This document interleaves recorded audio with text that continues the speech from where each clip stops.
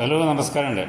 ഈ മുനമ്പം വിഷയത്തിൽ V D സതീശന് ഇരട്ടത്താപ്പിലാണ്.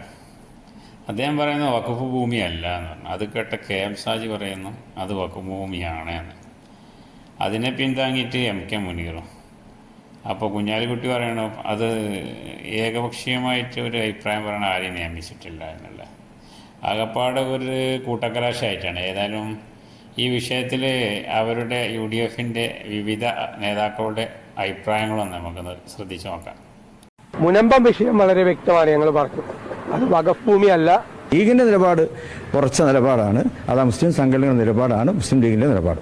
ഇത് വഖഫ് അല്ല എന്നാരും പറഞ്ഞിട്ടില്ല. ഇത് 10 മിനിറ്റ് കൊണ്ട് പരിഹരിക്കാവുന്ന പ്രശ്നമാണെന്ന് ഞാൻ മുഖ്യമന്ത്രിയോട് പറഞ്ഞിട്ടുണ്ട്. അത് ഞാൻ ചെയ്തത് തെറ്റാണെങ്കിൽ ഞാൻ സമ്മതിച്ചു.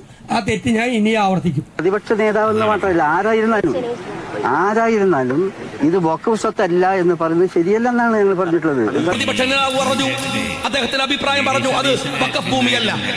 മുസ്ലിം ലീഗിന് അഭിപ്രായമില്ല, അത് വഖഫ് ഭൂമിയല്ലെന്ന് പറയാനും പറ്റില്ല. ഫാറൂഖ് കോളേജിന്റെ അധികൃതർ പറയുന്നത് അത് വഖഫ് ഭൂമിയല്ലെന്നാണ്. അത് പറയാൻ അവർക്ക് എന്താ അവകാശമുള്ളത്? വഖഫ് ഭൂമിയാണോ അല്ല എന്ന് ചർച്ച ചെയ്യേണ്ട സമയമല്ലെന്ന് പറഞ്ഞ എം കെ മുനീറും പരോക്ഷമായി സതീശൻ നിലപാട് തള്ളി.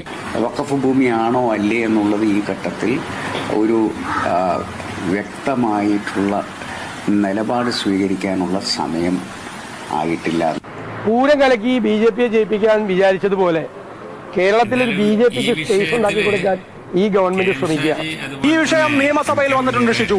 അന്ന് നിങ്ങളുടെ പ്രതിപക്ഷ കക്ഷി UDF നിയമസഭയിൽ പറഞ്ഞത് കയ്യേറ്റക്കാർക്ക് നികുതി അടയ്ക്കാൻ അവസരം കൊടുക്കരുത്, അനധികൃത കയ്യേറ്റക്കാരെ ഒഴിപ്പിക്കണം എന്നുള്ളതായിരുന്നു. അതായിരുന്നു UDF-ന്റെ നിലപാട്. പ്രതിപക്ഷ നേതാവ് പ്രതിപക്ഷ നേതാവില്ല, ഞങ്ങൾക്കുള്ള സമീപന രീതി ഇതാണ്. പ്രതിപക്ഷ നേതാവിന്റെ കാര്യം മാത്രമല്ലെന്ന്, നമ്മൾ ആരാണോ ഞങ്ങളുടെ നിലപാടിതാണ്.